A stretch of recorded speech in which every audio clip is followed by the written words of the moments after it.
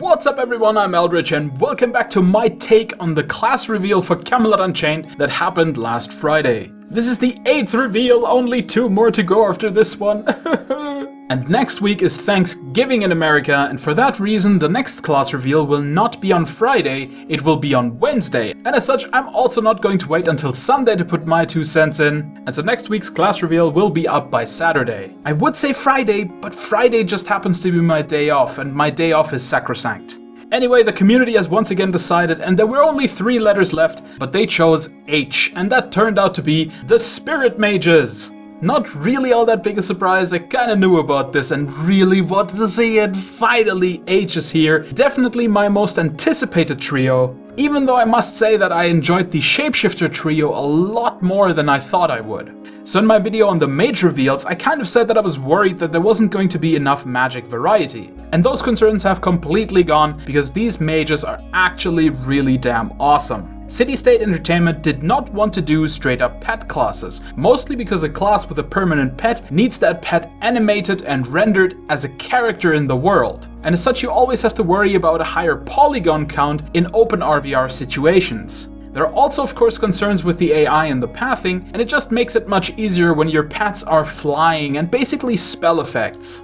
And that's basically what these pets are. They are more spell effect than they are corporeal entities with polygon meshes and textures. And for the most part, they kind of work as if they were just attacks, i.e. projectiles, which makes pathing so much less of a problem. For anyone familiar with Dark Age of Camelot, think Theurgist, but instead of the pets being little elemental character models, the pets are more like the Animist's wisps in that they are just an effect. For anyone not familiar with Dark, the concept I'm talking about basically is limited pets, i.e. quickly summoned pets that live for a short amount of time, generally only go after one target and don't have any fancy crazy abilities. They just go directly toward the target they were casted on, keep attacking until their time runs out, but the trade-off is that you can make as many of these pets as you have time to cast before the first ones run out. Or at least that there is a relatively large cap, which means you can have a ton of pets at the same time.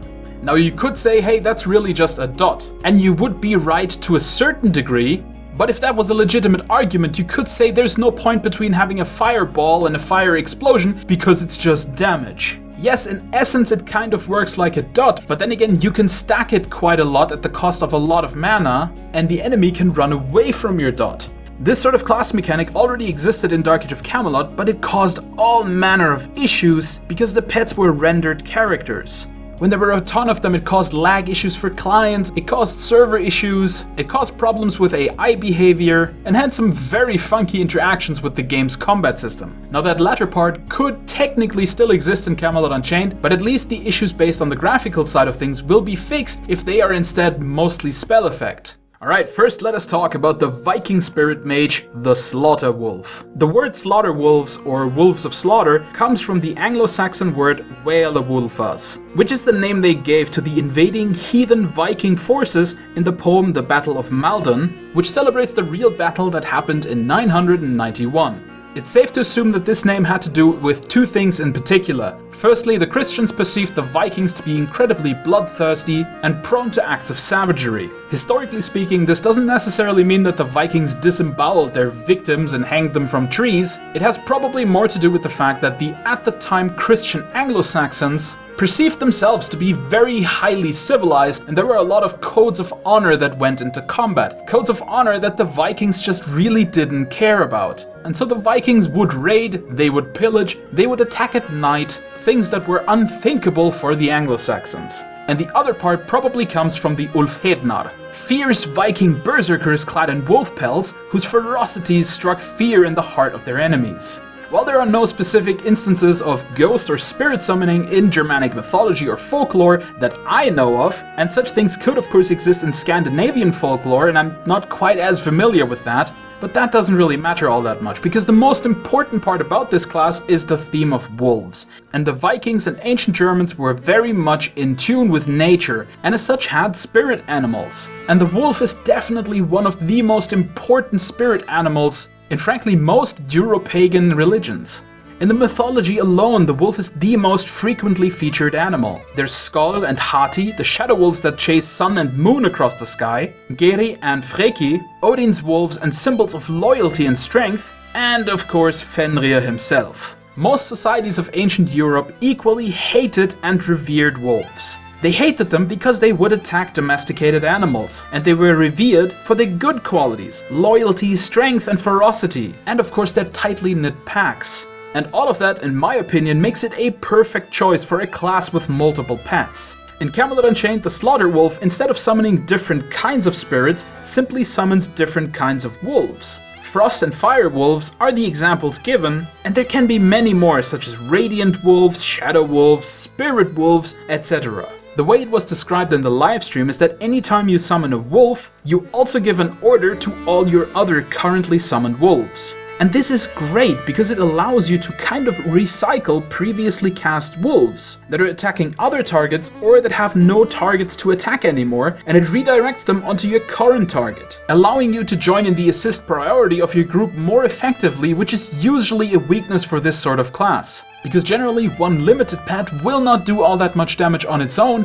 but when you have a bunch of them, the damage just ramps up like crazy. But getting a bunch of limited pets onto one target takes time, and the ability to recycle old limited pets from other targets to a new one is fantastic and lets you switch your damage so much faster. But this of course comes at the cost of the ability to send just 1 or 2 pets at a multitude of targets, which you could otherwise use to disrupt those targets more efficiently.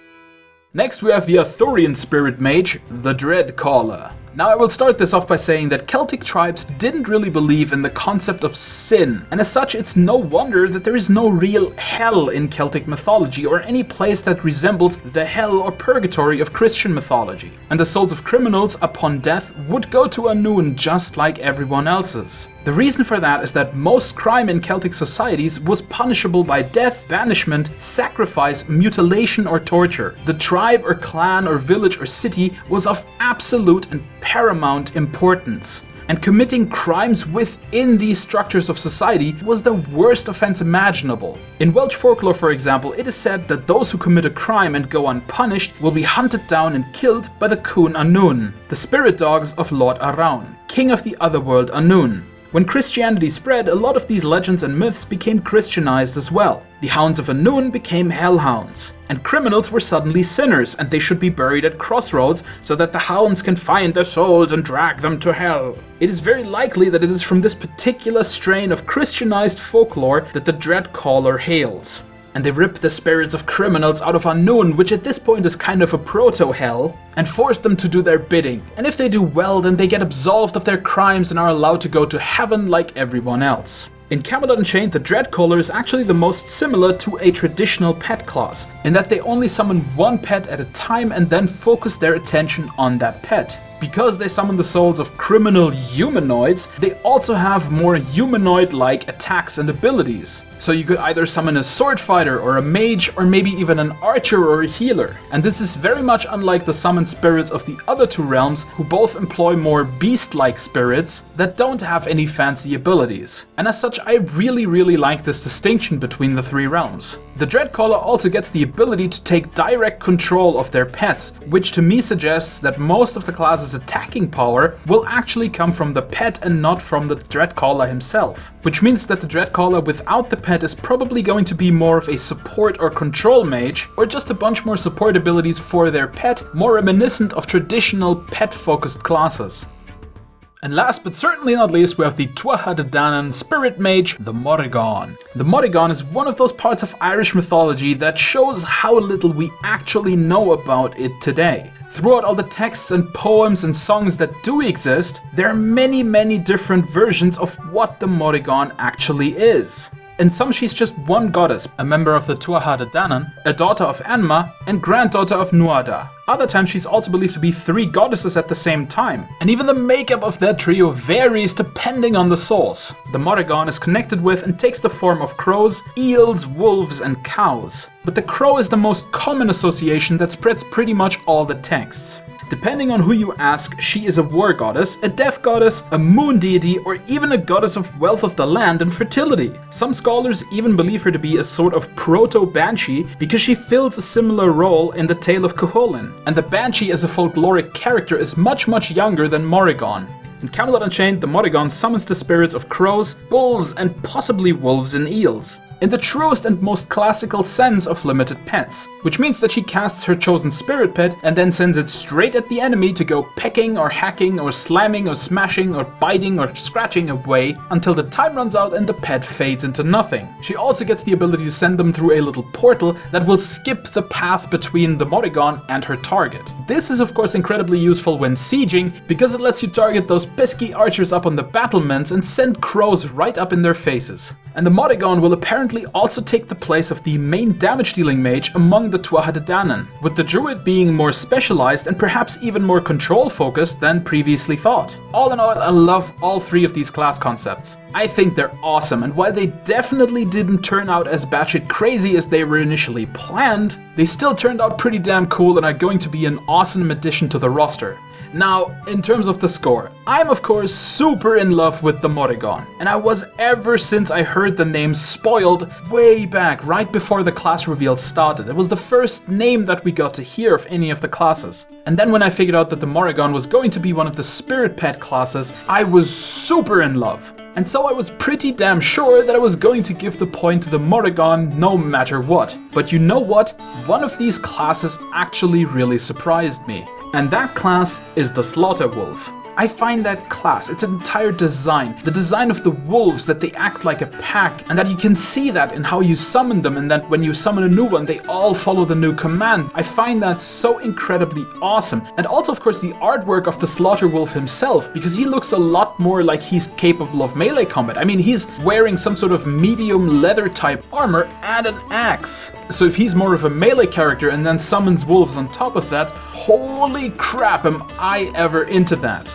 And so don't get me wrong, I still love the Morrigan and it's definitely a class I will be playing, but the Slaughter Wolf is so cool and I find the fact that I love it so much so surprising that I just have to give this point to the Vikings. Alright guys, but that's it for today. If you've enjoyed this series of class reveals so far, please consider liking, and if you haven't already, also consider subscribing. If you have any feedback on this specific series or the channel in general, please leave a comment. I will be sure to read it and answer as promptly as I can. As I said, my take on class reveal number 9 will come next week on Saturday, but until then, I've been the CloakingDonkey, and I'll see you in another video.